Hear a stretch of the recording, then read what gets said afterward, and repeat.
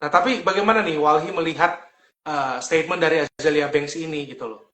Apakah ada benarnya karena dia merasa prihatin, atau Walhi mempunyai data seperti apa nih terkait statement Eh, dari Azealia Banks? memang memang benar sih ya.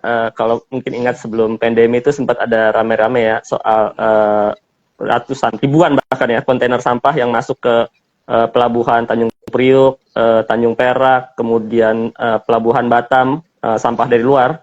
Nah itu memang benar kita jadi kayak semacam tempat sampah ya. Ini dalam artian sebenarnya kan yang diizinkan itu sebenarnya kan dalam berupa limbah ya, limbah gitu.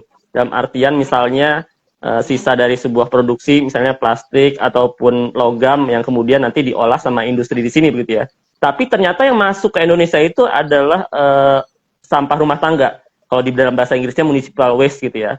Jadi yang sampah kalau di kita tuh sampah yang dibuang dari tong sampah itu masuk ke Indonesia dalam bentuk kontainer-kontainer begitu sampai ribuan begitu ya. Nah itu jadi ini sebenarnya ada cerita lain juga ya. Ini kan awalnya dulu Cina ya, Cina nerima sampah-sampah itu untuk diolah. Kemudian pemerintah Cina ada kebijakan, mereka menolak masuk ke sampah-sampah tersebut. Kemudian pindah ke negara lain, sempat pindah ke Malaysia, sama Menteri Lingkungan Hidupnya Malaysia ditolak. Kemudian pindah ke Indonesia, ribuan kontainer masuk ke Indonesia, begitu. Kemudian juga di Indonesia sempat ditolak ya.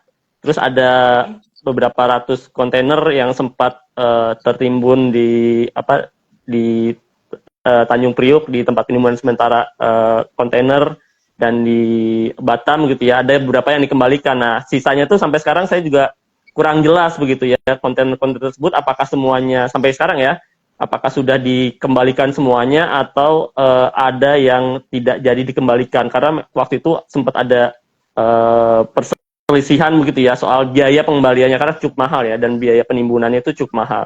Jadi pihak yang mengirimkannya ke sini tidak mau bertanggung jawab terhadap biaya pemulangannya begitu.